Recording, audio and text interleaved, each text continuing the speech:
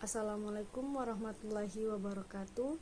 Perkenalkan, saya Naura Ayumi, NIM L0712310880. Dikarenakan sewaktu presentasi lalu saya membawakan materi interaksi sosial, maka pada tugas kali ini saya akan menjelaskan tentang submateri interaksi sosial. Pengertian dari interaksi sosial adalah hubungan timbal balik yang dinamis antara individu dan individu, antara individu dan kelompok, dan antar kelompok. Mengapa interaksi sosial itu penting? Karena sejatinya manusia adalah makhluk sosial yang membutuhkan orang lain dan tidak dapat bertahan hidup sendiri. Dengan melakukan interaksi sosial, kita dapat saling membantu agar bertahan hidup.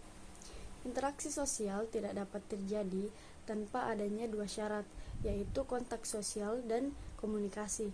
Nah, seperti yang saya katakan tadi, kontak sosial dapat terjadi antara individu dan individu, antara individu dan kelompok, dan antara kelompok dan kelompok.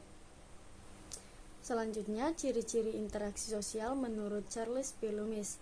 Yang pertama, jumlah pelaku interaksi sosial ini lebih dari satu orang atau bahkan lebih. Yang kedua, adanya hubungan timbal balik. Yang ketiga, adanya tujuan tertentu.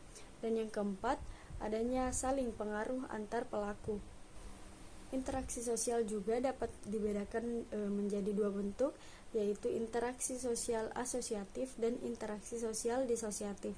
Yang pertama, interaksi sosial asosiatif, yang berarti interaksi sosial yang positif, yang mengarah kepada kebaikan akan kerjasama dan menciptakan sesuatu antara seseorang dan yang lainnya untuk mencapai tujuan yang positif. Nah, interaksi sosial asosiatif ini terbagi menjadi 4, yaitu kerjasama, simpati, empati, dan persahabatan. Yang kedua, interaksi sosial disosiatif, yang berarti interaksi sosial yang negatif, yang mengarah kepada keburukan dan merusak hubungan antara seseorang dan yang lainnya. Interaksi sosial disosiatif ini juga terbagi menjadi 4, yaitu persaingan, kekerasan, konflik, dan agresi.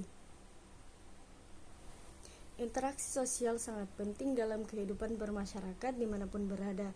Tujuannya untuk menjalin pertemanan yang baik dan bahkan dalam bisnis untuk mencari keuntungan. Ada beberapa faktor yang mengharuskan manusia berinteraksi dengan orang lain, yaitu untuk memenuhi kebutuhan hidup, mempertahankan diri, dan melanjutkan keturunan. Mungkin itu saja yang dapat saya sampaikan pada kali ini. Kurang dan lebihnya mohon dimaafkan. Wassalamualaikum warahmatullahi wabarakatuh.